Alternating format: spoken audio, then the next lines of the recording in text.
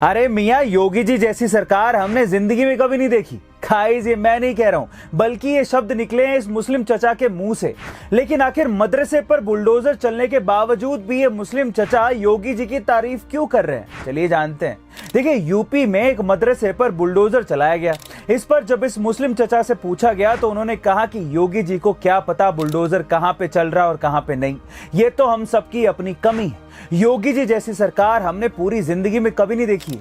पूरे यूपी से गुंडागर्दी एकदम खत्म हो चुकी है। एक दिन जब मैं तहसील के सामने 1 लाख रुपए हाथ में लेकर गिन रहा था तो इतने में एक आदमी ने कहा कि चचा ये क्या कर रहे हो, खुल्लम खुल्ला पैसे गिन रहे हो। इस पर मैंने कहा, अरे भाई, योगी बाबा की सरकार है, वो समय गया जब 10 रुपए के लिए चोर उचक्के इंसान की जान ले लेते थे। अब आम लोगों को चोर उचक्कों से डरने की जरूरत नहीं है। इसलिए तो कहते हैं कि यूपी में काबा, यूपी में बाबा। लगता है भारत को पाकिस्तान ऑक्यूपाइड कश्मीर यानी कि पीओके को वापस लेने के लिए पाकिस्तान से कोई युद्ध करना ही नहीं पड़ेगा। मैं ऐसा क्यों कह रहा हूं, चलिए जानते हैं। दरअसल पीओके में मौजूद गिलगिट और बाल्टिस्तान में लाखों लोग सड़कों पर आ चुके हैं और वहां पाकिस्तान विरोधी नारे लग रहे हैं। वहां के लोगों का यह कहना है कि अगर पाकिस्तान ऐसे ही हम पर अत्याचार करता रहा तो वो पाकिस्तान की सीमा लांघ कर भारत के कारगिल में शामिल हो जाएंगे।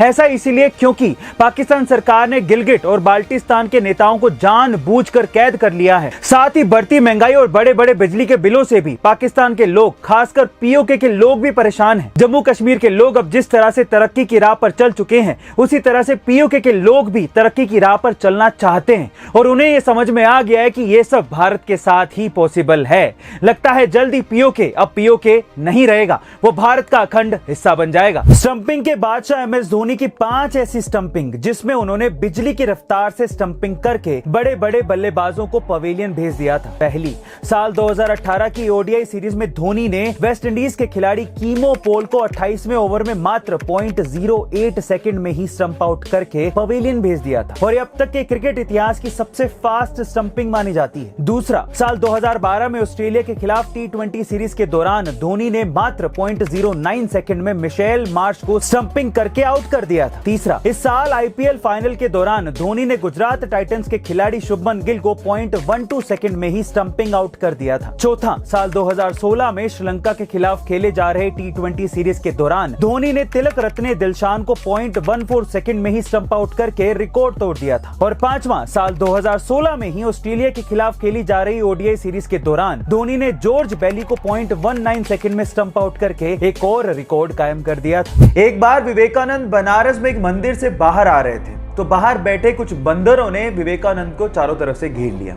जिससे विवेकानंद थोड़े घबरा गए और भागना शुरू कर दिया। तो जब वो भाग रहे थे तो बंदर उनके पीछे और पड़ गए, वो और भागने लगे, बंदर और पीछे भागने लगे। ये सब दृश्य एक मोंक बाहर खड़ा हुआ देख रहा था। उन्होंने विवेकानंद को कहा, रुक जाओ और इन बंदरों का सामना करो। तो जैसे ही उस मोंक की बात सुनी, विवेकानंद वहीं रुक गए, पलटे और उन बंदरों का सामना करना शुरू कर दिया। जैसे ही उन्होंने उसका सामना किया तो बंदर दुम दबा के भाग गए। यहां पर विवेकानंद ने अपनी जिंदगी का सबसे बड़ा लेसन सीखा। उन्होंने ये सीखा कि जिंदगी में कभी विपत्तियां आए तो भागो मत, पलट के उनका सामना करो, तभी जिंदगी में आप परिपक्व हो पाओगे।